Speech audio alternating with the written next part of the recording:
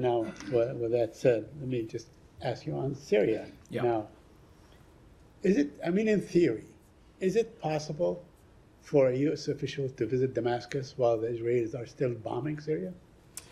Are you talking about, is it I'm talking about in a in feasibility theory. sense? Well, Or? I mean, there's expectations that at one point you guys might just go to Damascus. I mean, whether to look at, the whereabouts of Tice or something else. Said, Is it possible, I'm just asking in theory, is it possible to go to Damascus, to go to Syria, while the Israelis are bombing Syria with American weapons? Said, I'm going to refrain from getting into the theoretical and hypothetical and what's feasible versus not. So let me just say that as it relates to government officials and their travel to Syria, U.S. government officials specifically, I don't have anything to announce at this time. We're continuing to assess the situation and consider when it might be appropriate for us to send personnel into Syria beyond our previously discussed concentrated presence in the Northeast. Yeah, but it would be, natural to expect that you would call on the Israeli to cease and desist while U.S. officials are there, right? In any corner of the world, we Sure. of course take the safety and security of our diplomats doing just about anything that is tantamount to us. I certainly appreciate the point that you may be trying to make. As it relates to government official travel into Syria, I just don't have anything to Okay, announce for I'm you. going to Gaza and the Palestinian Sure. issue, if you allow me. Yeah. Yesterday, or this morning, I think, the Secretary of State said that it's, he keeps saying this, that Hamas should realize that the cavalry is not coming to save them. Is he basically saying that Hamas ought to surrender? Is he basically saying Hamas ought to surrender? Well, Saeed, when you look at the trajectory of this conflict and the things that we have we've been working so tirelessly on, of course, what is required here for this conflict to end is an agreement between two parties, of course, Israel and Hamas, and we have seen time and time again Hamas's unwillingness to engage in good faith, its unwillingness to accept deals that have been on the table.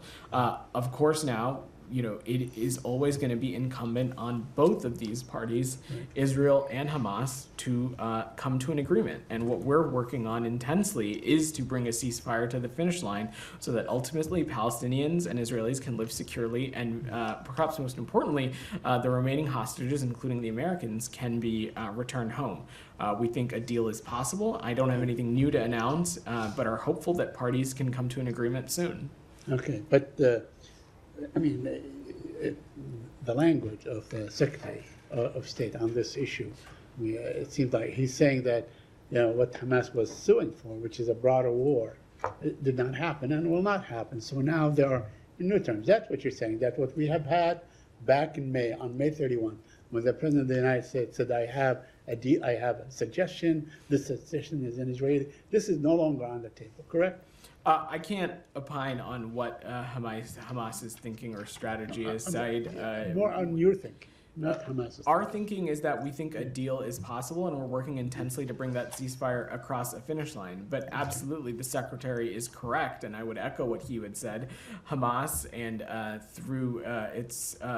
through malign actors like Iran, it was very clear that perhaps a possible end goal here was a broader regional conflict.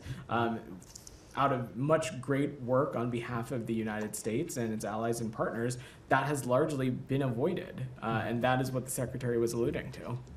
Let me a couple of other questions, if you and my colleagues indulge me.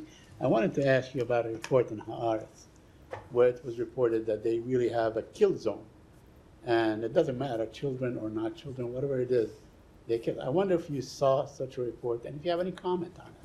I've not seen that specific reporting site, so I'm not sure what you're referring to specifically. Well, it's a report in Haaretz about the Nitzarine crossing, and they basically have established a kill zone, and anyone that comes close to that kill zone is shot dead. There are kids, time and time again, that were shot. If this is the case, is this a war crime? So, Said, I'm just not familiar with this policy, and we have stressed, again, that for Israel, every civilian casualty is a tragedy, and that they not only need to comply with IHL, they need to take every possible step to prevent civilian harm. Broadly, though, we of course support Israel's right to defend itself, but as it relates to this, I will defer to the IDF to speak to any operational adjustments they may or may not be making in the region. I'm just not familiar with this. Okay, and finally, I want to ask you about aid. Uh-huh. You know, it seems that 1/3 of the aid required has entered Gaza since the beginning of December. Do you have any comment on that? Because I know that you guys were, pushing for more aid. There was that famous letter and so on. So where are we with aid now?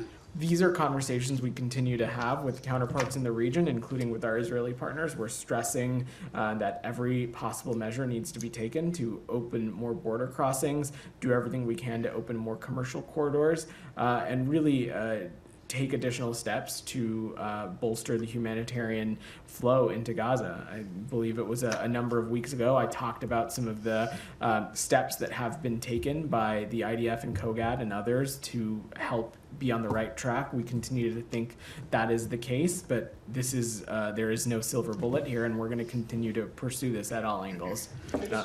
Yeah, go ahead.